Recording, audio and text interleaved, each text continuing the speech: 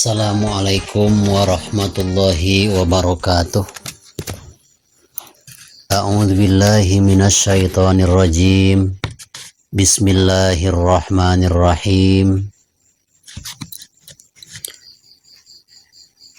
Wa ma yantiqu 'anil hawa in huwa illa wahyu yuha. Shadaqallahul azim. Wa ma'nahu wallahu a'lam bil murad. Sahabat channel Rahmatul Ummah yang saya cintai dan Allah muliakan, salah satu tanda orang mukmin yang mempunyai iman sempurna yaitu mempercayai dan meyakini kebenaran apa yang diucapkan oleh baginda Rasulullah SAW. Apa sebabnya? Kita tidak perlu meragukan kebenaran Rasul, ucapan maupun perilaku baginda Rasul, sebab baginda Rasul ucapannya adalah wahyu dari Allah Subhanahu wa taala. Wa ma yantiqu 'anil hawa in huwa illa wahyu yuha. Beliau tidak pernah mengatakan suatu perkataan kecuali perkataan tersebut berdasarkan wahyu dari Allah Subhanahu wa taala. Maka termasuk ketika baginda Rasul menceritakan dan mengkisahkan tentang pengalaman beliau ketika dipanggil oleh Allah Subhanahu wa taala melalui perjalanan Isra dan Mi'rajnya, walaupun di luar jangkauan manusia, tapi ini adalah mukjizat. Sesuatu yang aneh luar biasa, termasuk Isra Mi'raj, patut kita percayai. Karena apa? Apapun yang dikatakan oleh baginda Rasul, kita harus meyakininya bahwa beliau berkata adalah berdasarkan wahyu. Tidak seperti orang-orang kafir Quraisy, kafir Mekah, yang tidak mempercayai bahwa baginda Rasul adalah Isra. Sehingga salah satu pengalaman daripada Isra dan Mi'raj baginda Rasulullah SAW ini sebelum naik beliau ke atas langit.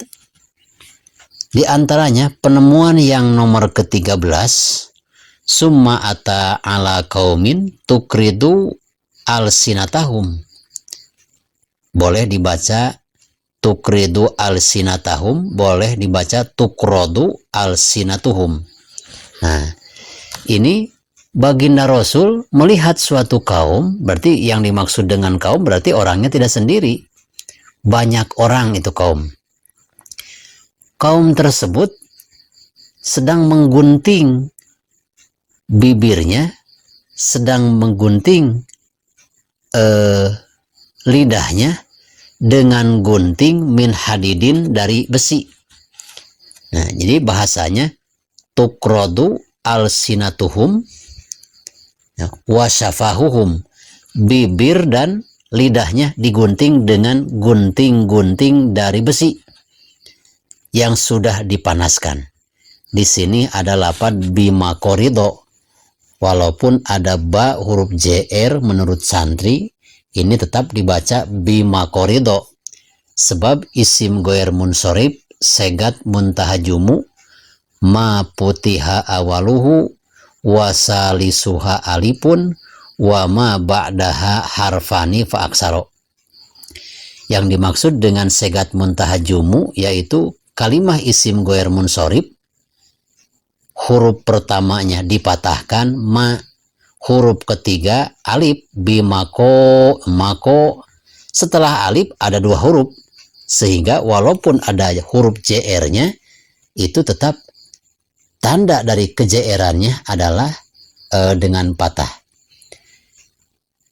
Kaum tersebut sedang menggunting lidah-lidahnya dan menggunting bibir-bibirnya dengan gunting dari besi yang sudah dipanaskan. Kullama kuridot adat kama kanat. Apabila bibirnya dan lidahnya sudah digunting, maka lidahnya dan bibirnya kembali lagi seperti semula. Mengeluarkan cucuran darah yang sangat dahsyat disertai dengan tangisan yang begitu dahsyat, begitu keras. Jangankan kita digunting lidah, digunting bibir, kita terluka sama silet saja, kita Masya Allah sakitnya luar biasa. Apalagi ini kaum tersebut menggunting dengan dirinya sendiri, dengan gunting besi yang sudah dipanaskan, bibirnya dan lidahnya sampai habis. Dan setelah rusak dikembalikan lagi ke asalnya, ke rupa semula. Maka baginda Rasulullah SAW bertanya, "Man haula ya Jibril?" Jibril, apakah dosa-dosa orang-orang ini sehingga sampai menggunting dirinya sendiri, bibirnya dan lidahnya?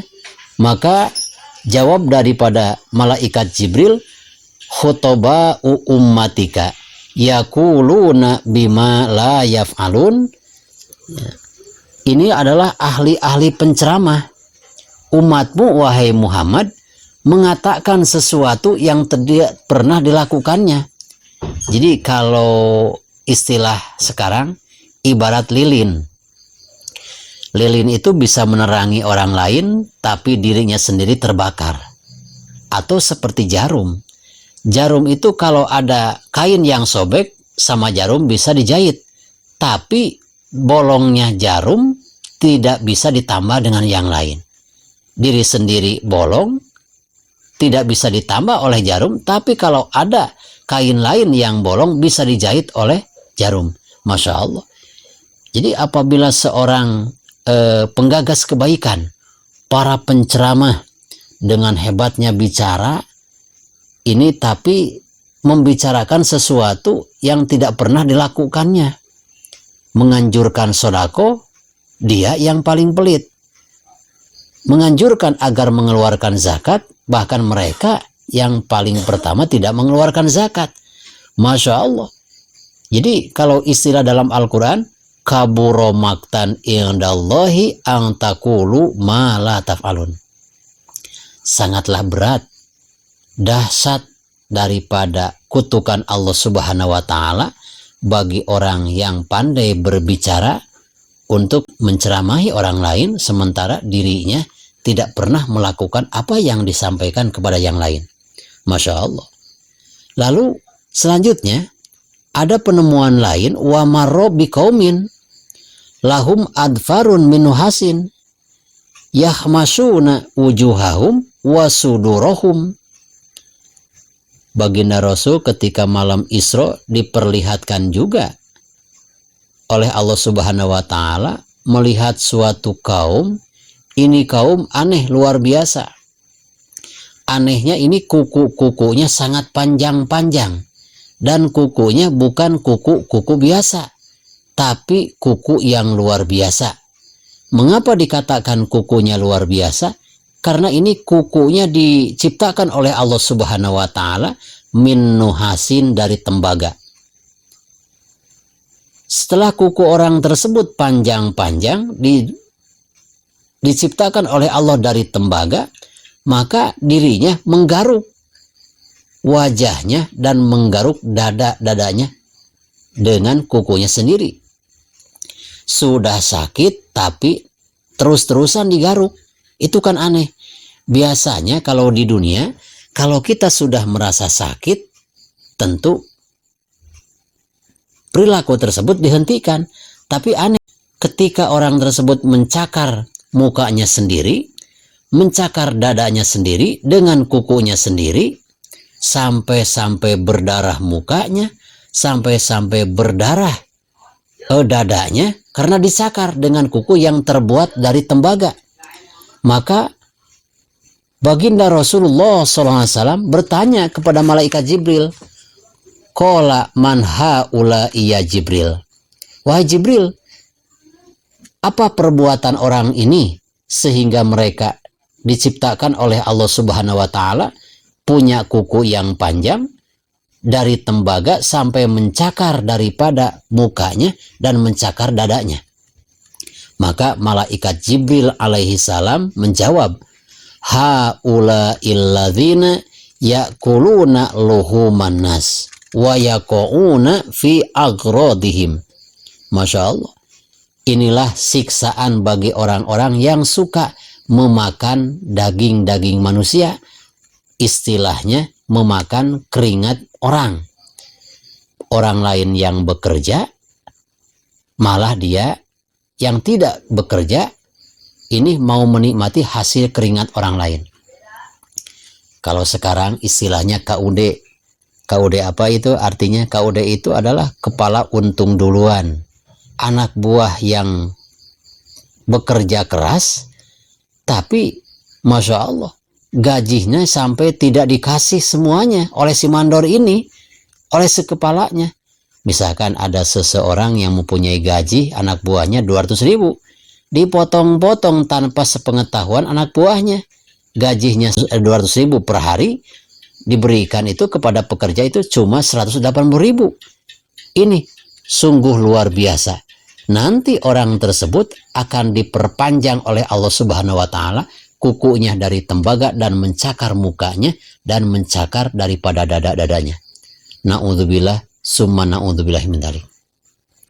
Ada juga kalau istilah lain, seorang bos, seorang kepala perusahaan tidak mau membayar gaji karyawannya, sedangkan karyawan tersebut tidak melakukan kesalahan apapun, kecuali kalau misalkan si karyawan sudah ada perjanjian apabila ketika melamar pekerjaan terjadi suatu pelanggaran, maka gajinya tidak akan disampaikan. Ini tidak melakukan kesalahan apapun sampai si karyawan ini merasa dihianati, merasa didolimi oleh bosnya. Sampai-sampai salah satu kedoliman bosnya, jadi upah daripada pekerjaannya tidak diberikan kepada karyawan tersebut. Maka si bos itu akan menerima siksa dari Allah Subhanahu wa Ta'ala. Nanti perbuatan yang semacam itu memakan hasil keringat orang lain, di atas penderitaan orang lain mereka menikmati hasil kerja keras orang lain. Masya Allah, hati-hati. Bahkan sekarang itu banyak preman-preman, istilahnya peminta-minta gaya modern, badannya tinggi kekar, bajunya hebat-hebat, sepatunya mewah-mewah, tapi hasil memalak dari pasar, hasil memalak daripada perusahaan-perusahaan lain. Mereka tidak bekerja, cuma mereka seolah-olah mau jadi backing perusahaan. Kalau tanpa menghubungi dirinya, perusahaan itu atau pedagang-pedagang akan dikacaukan. Tapi kalau memberikan jatah, aman tukang dagangnya. Masya Allah. Sedangkan orang pedagang tersebut sebulan-bulannya harus bayar kreditan, harus juga bayar kontrakan. Sebulan untung atau tidaknya, tetapi jatah preman harus ada. Maka jatah preman tersebut yang diambil dari pungutan orang-orang yang dipaksakannya itu, Masya Allah, akan merasa sakit hati.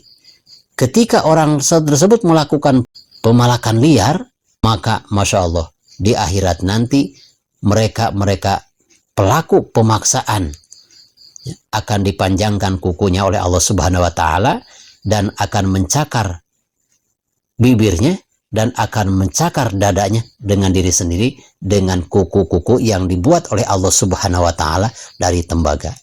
Sahabat channel Rahmatul Ummah yang saya cintai dan Allah muliakan, mudah-mudahan tausiah ini menjadikan peringatan bagi kita. Hati-hati ketika kita bicara, ketika kita bisa memberikan ceramah kepada orang lain, sedangkan orang lain yang diberi ilmu memanfaatkan ilmu, sementara yang mempunyai ceramah, yang mempunyai ilmu lebih tidak melakukan apa yang dikatakan. Hati-hati, dosanya itu akan berat sekali. Dan hati-hati juga apabila Anda seorang kepala perusahaan, ada hak-hak karyawan yang harus diberikan, ternyata oleh Anda tidak diberikan, maka siksanya luar biasa. Khudh ma sofa wada ma kadar. Wassalamualaikum warahmatullahi wabarakatuh.